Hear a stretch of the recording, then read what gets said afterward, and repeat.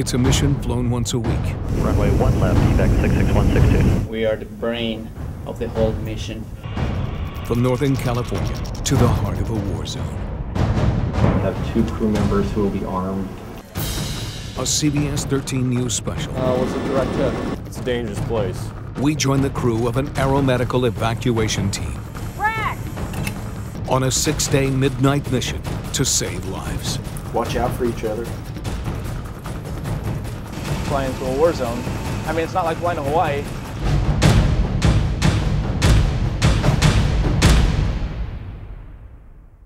Thanks for joining us. I'm Brandi Hitt. The wars in the Middle East have been hotly debated since U.S. troops first arrived in Afghanistan in 2001. Today, we ask that you put politics aside and come with us on a journey that focuses on people. Soldiers who in wars past would have likely died from their injuries are surviving, due in large part to the men and women you are about to meet. Men and women whose sole mission each week is to fly into a war zone to save lives. Injured U.S. troops pulled from the battlefields of Iraq and Afghanistan. Some are missing limbs, others cling to life.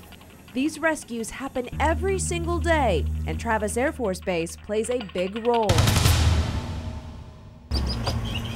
Every Tuesday, at least one 6-person team at Travis packs for a week-long air evac trip. This mission, fly into Afghanistan on a C-17 and fly wounded troops out. Woo! Chuck Cummings and Jen Lepore are the 2 load masters. They're in charge of everything and everyone loaded on and off the aircraft, including the patients and medical equipment. The loadmaster does a weight and balance of the aircraft, make sure that it flies within limits. We make sure everything's tied down safely.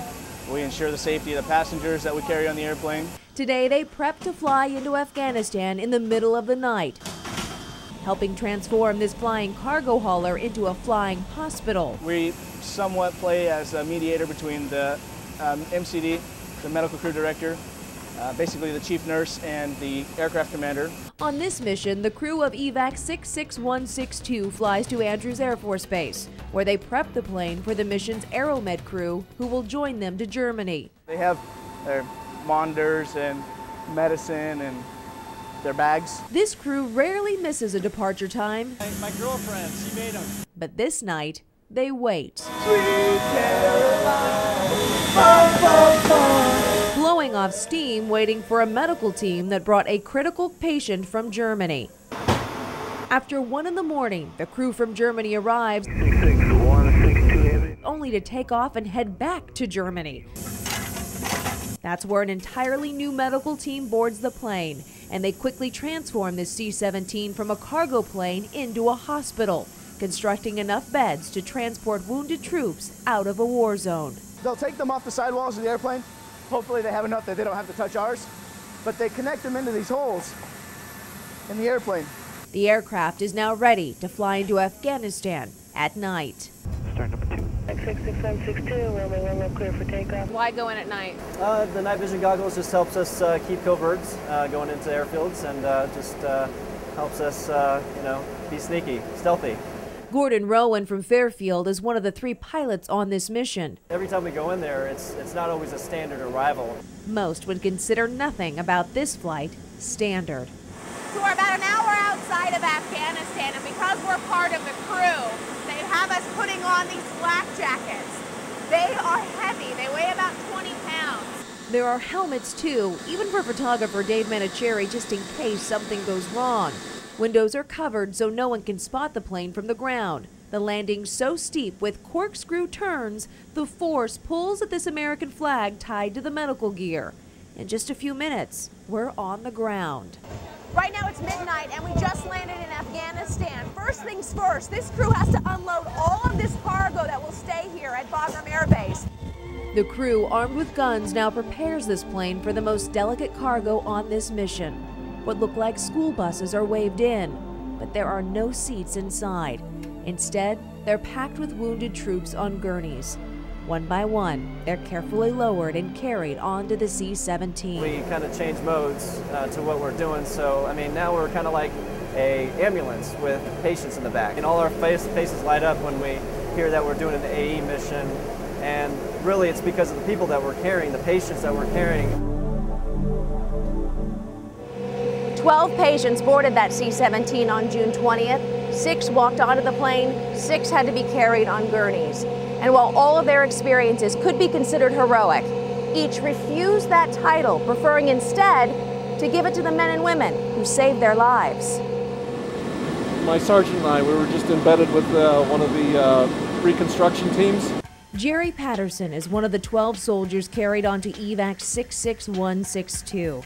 24 hours earlier, he was being carried onto a Black Hawk helicopter after his reconstruction team was hit by rocket fire. What were you thinking when you saw these rockets being fired overhead? That's interesting. You know, as Americans, we're invincible, right? Nobody can beat us. And we're actually kind of joking about it and talking about why are they wasting all this money? They're never going to hit us, because usually they're not terribly accurate. Members of the infantry had told Jerry there was a way to track enemy rockets. We were talking to some of the infantry guys, and they were saying if you can hear the rocket whistling, then you know you're safe because it flew over your head. Unfortunately, they were wrong. They shot one that fell short of where we were at. The next one following that whizzed over our heads, and then the third one was a direct hit. With his foot broken, face bleeding, and eardrums broken, Jerry remembers 2 men across from him were killed instantly.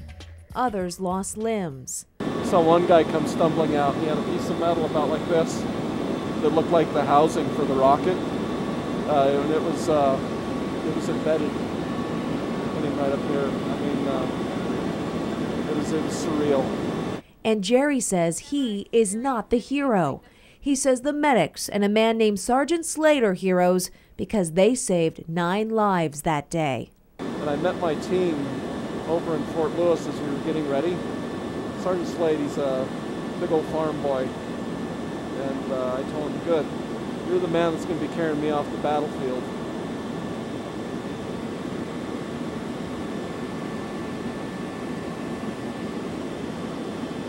And he did.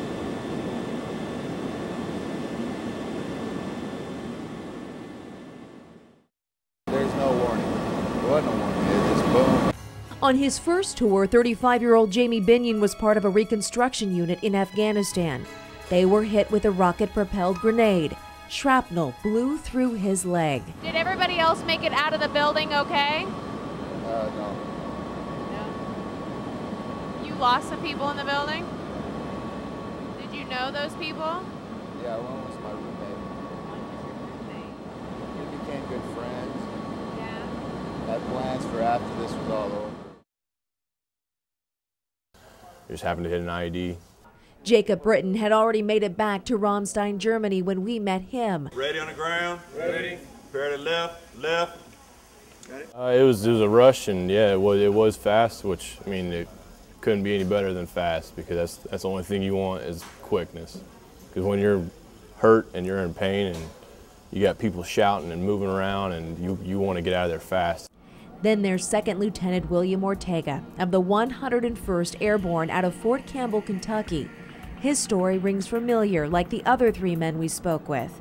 We met William on the plane wearing a neck brace, and he was carried onto the plane on a gurney. Ortega was emotional and did not want to be in the hospital.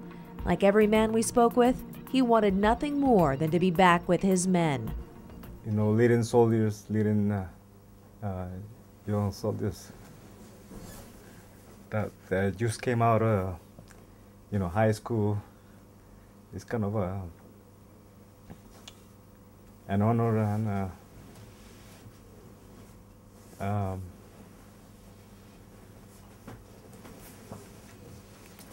that's an honor.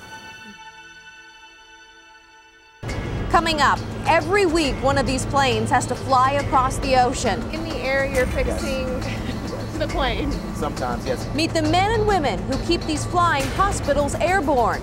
And later, we have the drugs and the capability of restarting their heart in flight. See the facility in the heart of Afghanistan that makes sure every wounded soldier gets the best chance of survival.